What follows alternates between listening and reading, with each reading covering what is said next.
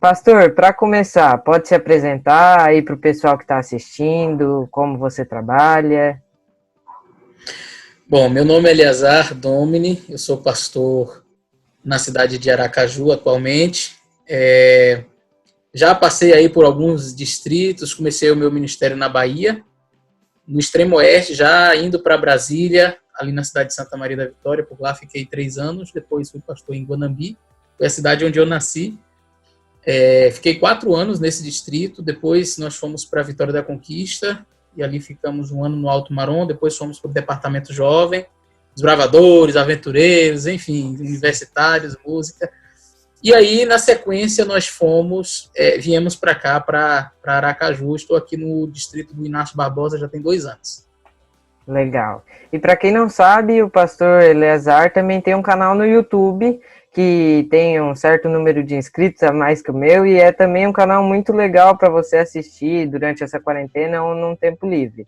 Pastor, qual é o nome do seu canal e sobre o que você fala mais ou menos lá? Então, o nome do canal Fala Sério Pastor. Ele é um canal que ele surgiu com a proposta justamente de responder as perguntas dos jovens. Quando eu morava no oeste da Bahia, a gente criou um programa lá com esse nome, Fala Sério Pastor. A gente fazia o JA, um culto jovem, e aí, vez por outra, dizia, pastor, vamos fazer aqui um momento de perguntas e respostas. E aí a gente chamava esse quadro de perguntas e respostas, Fala Sério Pastor. E aí a galera mandava, fala sério, pastor, e essa pergunta aqui, responde. Fala sério, pastor, e essa outra aqui. E aí a gente criou esse quadro de maneira que, quando a gente já chegava assim, em algum acampamento, de um retiro de carnaval, acampamentos bravadores, a turma, pastor, vamos fazer aquele fala sério, pastor. Aí a gente sentava, eles iam perguntando, pergunta de tudo quanto é tipo. E aí a gente ia respondendo. E, assim, posteriormente, vários começaram a me cobrar, pastor, por que você não faz um Fala Sério Pastor, um canal no YouTube? Eu disse, rapaz, vamos ver. E aí fui protelando, até disse, não, vou fazer. E aí nós temos aí respondido vários questionamentos. Atualmente, eu estou com uma série sobre a Trindade, bem interessante. E a gente está respondendo aí ao longo desses dias perguntas acerca da Trindade, mas já respondi outras aí no canal, vocês podem conferir depois. Maneiro. E, pastor, onde você nasceu? Como foi sua infância? Desde pequeno, assim. Bom, eu sou filho de pastor, mas quando eu nasci, meu pai ainda não era pastor, ele era colportor. Nasci na cidade de Guanambi, mas praticamente só nasci, porque assim, com 1 ano, meu pai já saiu de lá e colportando para cima e para baixo, né? A gente não teve assim destino fixo. Moramos um tempo em Nazaré das Farinhas, fica próximo a Salvador.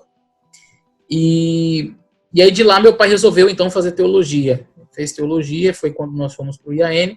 E aí vida de filho de pastor é a mesma coisa de pastor, né? Rodando para cima e para baixo, ele fica num distrito, depois vai para outro. A gente não cria raízes em um determinado ambiente. Então, nós fomos para Paraíba, onde meu pai começou o seu ministério, moramos ali na cidade de Guarabira, depois para a cidade de Queimadas, meu pai depois foi para a cidade de Patos, na Paraíba, e nisso eu voltei para FADBA atualmente, né? Naquela época a gente falava IAN, o colégio interno, e fiz o ensino médio lá, aí fiz teologia e pronto, aí de lá já entrei no ministério.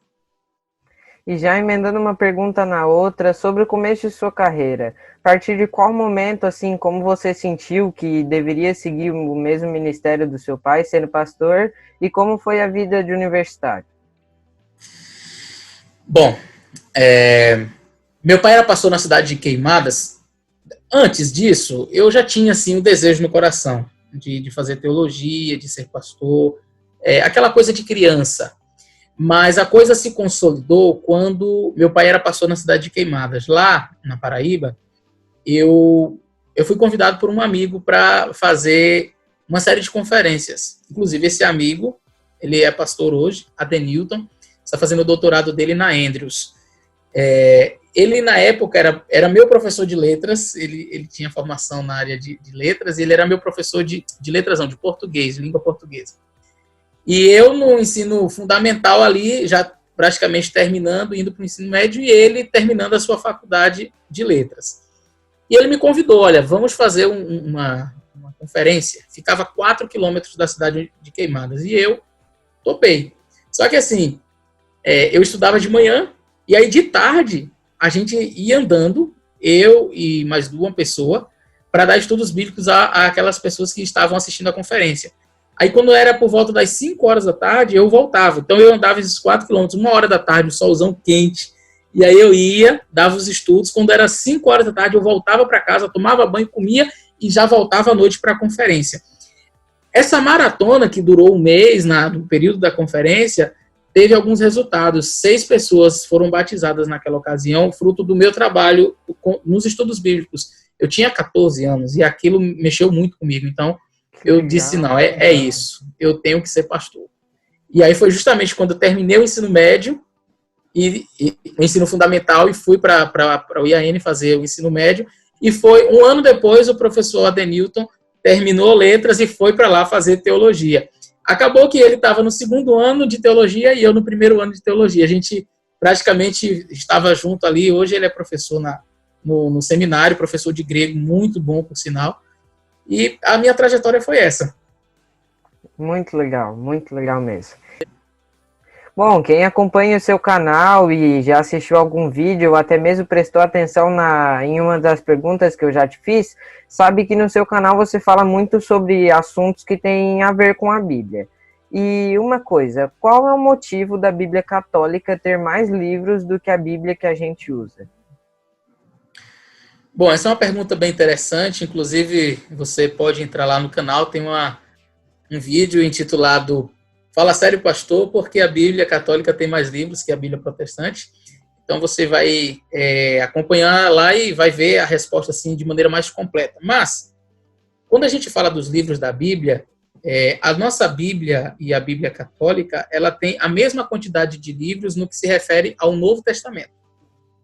Então, os 27 livros do Novo Testamento, tanto na Bíblia Católica quanto na Bíblia dita protestante, né, as Bíblias produzidas pela Sociedade Bíblica no Brasil, elas têm a mesma quantidade de livros. Não há diferença do Novo Testamento. O problema todo vai estar no Antigo Testamento. E quando a gente faz um estudo, a gente vai perceber que estes livros nem sempre fizeram parte daqueles que eram considerados livros sagrados ou canônicos no Antigo Testamento, na Bíblia Católica. Eles foram acrescentados posteriormente por um indivíduo chamado Jerônimo. Ele foi fazer uma tradução da Bíblia, conhecida como a Vulgata Latina. Ele traduziu a Bíblia para o latim, e aí foi meio que imposto a ele, foi solicitado, mas ele disse que não faria, porque ele não iria acrescentar, e aí meio que a pressão foi muito grande. Você sabe que numa época em que você dizia não, a forca, a Inquisição podia tirar a cabeça. Então, ele disse, não, então tudo bem. Ele fez, então, a Vulgata Latina, acrescentando aí o que são conhecidos como livros apócrifos. Nós precisamos entender que os livros que compõem o Antigo Testamento da nossa Bíblia, os 39, eles são os mesmos da Bíblia hebraica. Na Bíblia hebraica não tem os livros apócrifos. Aí os irmãos católicos, eles argumentam da seguinte forma: mas existia a Septuaginta, que era uma versão grega do Antigo Testamento e que continha alguns livros apócrifos. Só que é interessante, a versão grega, a Septuaginta, ela tem muitos livros apócrifos, inclusive livros a mais. Por quê? Ela foi produzida na cidade de Alexandria, no Egito, e por em torno aí de 70 a 72 pessoas, e por isso esse nome, Septuaginta. E eles, assim, traduziram todo o Antigo Testamento e acrescentaram outras literaturas comuns da época. Entende? Então, a igreja selecionou alguns e acrescentou. Mas quando você vai no cânon do Antigo Testamento original, porque o Antigo Testamento não foi escrito em grego, foi escrito em hebraico. O Novo Testamento foi escrito em grego. Quando você vai à fonte, porque o original é o mais importante, claro. Quando você vai no Antigo Testamento em grego, que foi aquele escrito pelos judeus, você vai encontrar 39 livros igual à nossa Bíblia. A Bíblia, com mais livros no Antigo Testamento, só vai vir depois de Cristo, muitos anos, lá pelo século IV, quando Jerônimo, então, acrescentou. Entendi. Então, pastor, mais uma pergunta aqui. Qual a sua opinião quanto ao evolucionismo E também pode nos dar algumas provas para que a gente possa usar a favor do criacionismo? Bom, o evolucionismo é uma teoria, e teoria é tudo aquilo que não foi comprovado cientificamente. O criacionismo também é uma teoria, porque também não tem como ser provada cientificamente. Então, nós ficamos com aquele que tem o peso das maiores evidências. Então, nós temos a teoria do evolucionismo e a teoria do criacionismo. A pergunta é, qual tem mais subsídios para solidificar a sua abordagem? Então, quando você vai para o criacionismo, você encontra uma infinidade muito, muito grande de argumentos que favorecem este modelo, o modelo criacionista, e eu diria até o modelo do design inteligente, que está tão... é um termo tão atual. O modelo do design inteligente ele é extremamente factível, eu diria. Por quê? Quando você olha, por exemplo, para o universo, ou então a tecnologia que nós estamos utilizando aqui nesse momento, né? Estamos conversando pela internet, isso pressupõe que alguém criou o computador, criou o celular, fez a webcam para que nós estivéssemos em contato. Outra pessoa fez satélite, que lançou na órbita terrestre para que fosse lançado um sinal e transmitido e a gente conversasse aqui ao vivo. Isso, se eu dissesse assim, olha, uma grande explosão aconteceu e de repente o computador começou a funcionar, parte dessa explosão jogou algumas coisas lá no espaço, e aí, de repente, começou a lançar sinal para a Terra, e esse sinal de Wi-Fi foi decodificado por aqui, e o meu computador também acessou, o computador, o celular do Eliel também acessou do lado de lá. E, bom, entramos no mesmo link aqui, estamos conversando. Mas tudo ao acaso. Você diria, mas não existe. Pressupõe um ser inteligente para criar isso aqui. Eu não posso estar conversando com você pelas mídias sociais, a gente batendo papo ao vivo, eu aqui no estado e você em outro estado, em outra parte do Brasil, sem que haja uma mente pensante por detrás disso aqui. Alguém teve que montar esse computador, alguém teve que criar isso aqui, essa tecnologia, alguém teve que colocar lá na órbita, enfim, pressupõe-se um criador. E eu diria, isso daqui é uma coisa tão pequena, mas tão pequena diante do universo, quando você olha para a grandeza do universo, nossa, é incrível. Você vê um carro mais chique, o carro mais lindo do mundo, uma Ferrari, aquele carro, nossa, que carro fantástico. E você disser, não, isso aí veio do acaso. Não tem como. Alguém sentou, desenhou, projetou, foi lá e fez. Certo? Agora, a máquina humana, o indivíduo que projetou o carro, a inteligência, porque o carro não tem inteligência, a inteligência que fez o carro uma hora para. Aí se você não botar o combustível, ele fica parado. Qual é o combustível que te move? Você precisa estar recarregando todo dia? Botando gasolina? Não. Como é que pode um indivíduo que passa aí 70, 80, 90, 100 anos, uma máquina funcionando perfeitamente, anda, para, senta, levanta, corre, sem precisar de combustível, sem precisar de óleo, sem precisar de... Quer dizer, não se explica a criação humana, não se explica a natureza humana e também dos animais, a complexidade da vida, a complexidade do universo com explosão ou com uma evolução. Eu diria que a evolução ela encontra muitas lacunas. Nós, criacionistas, por exemplo, não temos problema com a microevolução. Então, Charles Darwin, ele, por exemplo, constatou pequenas mutações nos bicos dos pássaros. Pronto, a evolução aconteceu. Sim, mas nós não temos problema com isso. O pássaro tinha um bico de um jeito, ficou de outro jeito. Legal, mas deixou de ser pássaro. O problema do evolucionismo são as macroevoluções, os saltos que eles dão. Então você sai aqui de uma bactéria que se transforma num anfíbio, sei lá, num micro-organismo maior, e um peixe, um anfíbio, um pássaro. Quer dizer, você não tem a possibilidade de encontrar um elo entre o que era pássaro e o que é mamífero, o que é peixe, o que é réptil, enfim. Então, essa macroevolução é que é complicada. A microevolução dentro da própria espécie, problema nenhum. Mutações acontecem. Agora, você dizer que um cavalo vai virar uma outra coisa, você dizer que uma borboleta vira um pássaro, você dizer que um peixe vai virar depois um elefante, para mim é muito complicado. Essa mutação entre as espécies, essa que é chamada macroevolução. E isso não é constatável. Não existe a constatação disso. E aí a lógica que eles explicam é, não, porque isso aqui aconteceu ao longo de milhares de anos. Tá, você estava lá? Não. Você viu? Não. Então como é que você sabe? Eu quero fazer um resumo rápido aqui para encerrar essa fala, até fazendo um retorno a uma fala do Michelson, que eu achei muito fantástica. Quando você pega a Lucy, né, aquela que é considerada a primeira humana, tal, aquele macaquinho brasileiro lá, e aí foi encontrado o esqueleto, uma parte do esqueleto dessa macaca. Aí o indivíduo disse o dia que ela morreu, a hora, qual foi a causa da morte. Ela caiu, e no momento que ela estava caindo, ela se virou e caiu de um jeito. Rapaz, sabe tudo. E aí eu fiquei impressionado, porque nós estamos há poucos anos da Inconfidência Mineira, nós sabemos muito pouco de quem foi, de fato, aquele Tiradentes, não é? O que ele fez, o que ele... A gente não sabe quase nada da vida dele, mas sabe tudo de Lucy, o que ela comeu, o que ela... a hora que ela caiu, como foi que ela caiu, só falta dizer quem eram os parentes. Então, existe muita... eu vejo que existe muito exagero na maneira como os cientistas abordam essa questão, aplicando certas verdades que não são constatáveis. Sim, muito bom. Argumentos, sim, que tipo, se eu fosse um evolucionista, eu nem sei como eu criaria um argumento forte para rebater esses argumentos. Realmente muito bom. Pastor, mais uma pergunta aqui. O que você pensa sobre a nossa situação aqui de quarentena devido ao coronavírus? E você acha que a gente pode estar voltando às atividades normais? Acha que já é a hora certa? E essa situação toda é realmente um sinal do fim dos tempos? Vamos começar de trás para frente aí a resposta para essa pergunta.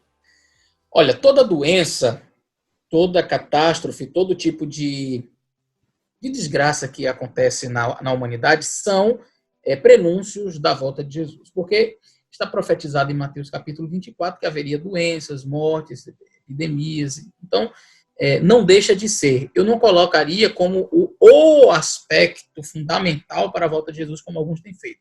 Nossa, chegou o coronavírus. Está vendo? Jesus está voltando. Meu amigo, tem tanta doença há tanto tempo. Jesus está voltando já faz muito tempo. A gente sabe que isso vai acontecer. Este, para mim, é mais um dos sinais, mais um dos indícios de que ele está perto, de fato, de voltar à Terra. Bom, com relação a primeira parte da pergunta que você fez, se já podemos sair... Bom, eu diria que devemos sempre respeitar as autoridades, né? Enquanto há riscos de contaminação, e existe aí, de fato, nós entendemos que existe uma jogada política entre quem acha que deve sair, quem acha que não deve sair, existe também a opinião, e a mídia tem sempre estado a debater, né, essas questões.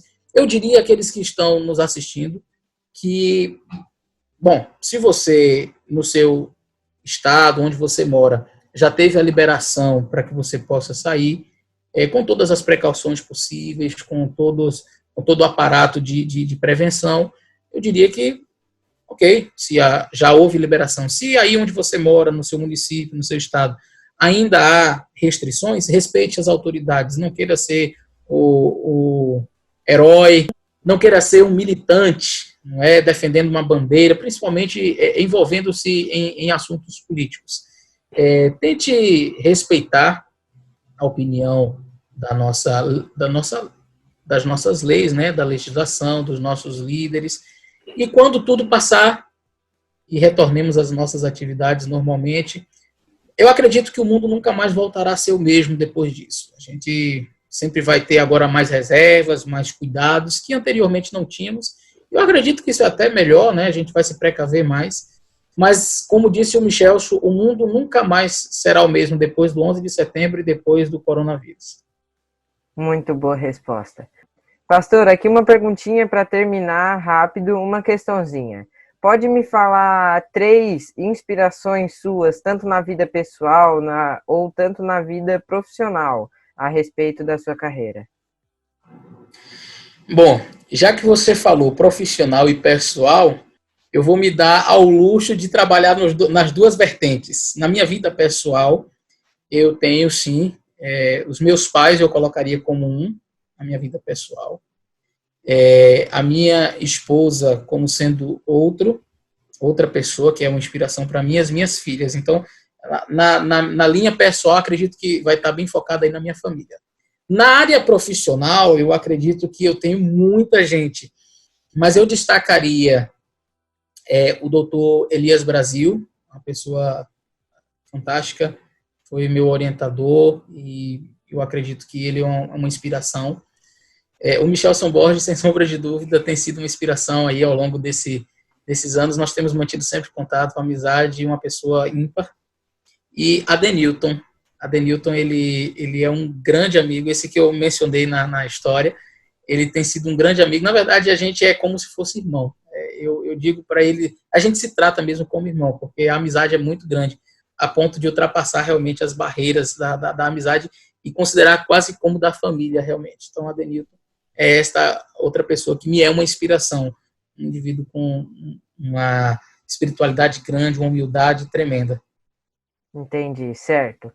Pastor, eu já quero agradecer muito a sua presença, muito obrigado por ter vindo aqui. Essas foram as perguntas, uma perguntinha rápida, um bate-papo, uma entrevista aí para o pessoal se informar melhor em várias questões, Bíblia, criacionismo, o nosso momento atual e até te conhecer melhor, tá bom? Valeu.